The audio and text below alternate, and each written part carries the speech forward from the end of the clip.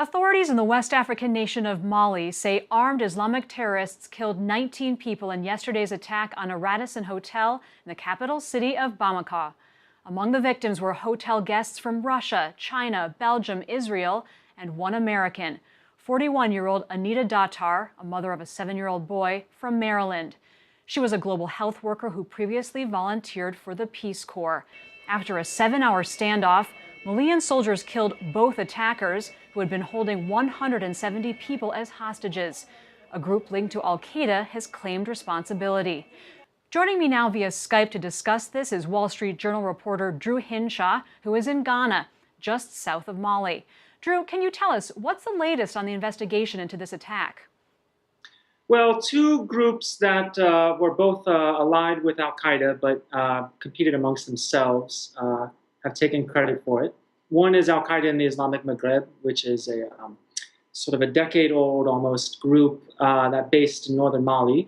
The other is a group that is commanded by Mokhtar Belmokhtar, who most Americans will remember as the Algerian jihadist who engineered the raid at a gas plant, a BP gas plant in Algeria in 2013. Those two groups have taken credit for it. It seems credible. A flag from one of the groups was found on the premises. Al-Qaeda leaders in the country have been threatening attacks on France for weeks, if not months. So that seems to be legitimate. I know a lot of people kind of right after the fact thought, is this related to Paris? But there's a Al-Qaeda war against France that's been going on quite some time, and it seems to really stem closer from that. Can you just tell us a little bit more about that? Sure.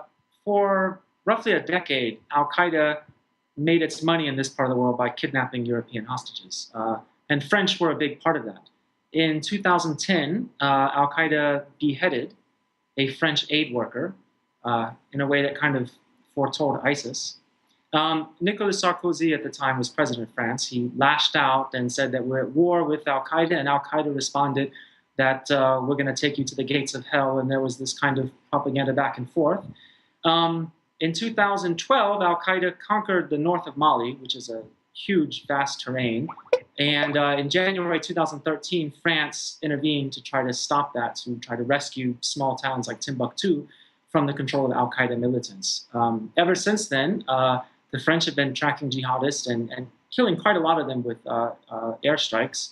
And jihadists have been striking back. They Boko Haram kidnapped a French family in the north of Cameroon. Al-Qaeda struck a French uranium mine in Niger. There's been a lot of kidnappings. There was also a Boko Haram suicide attack in Cameroon today. So what does all of this tell us just about how complex the fight is against Islamic extremism in Africa? So to use sort of an old trope in counterterrorism, there's a bit of whack-a-mole here. French troops are in Central African Republic, they're in Niger, they're in Cameroon, they're in Chad, they're still in Ivory Coast.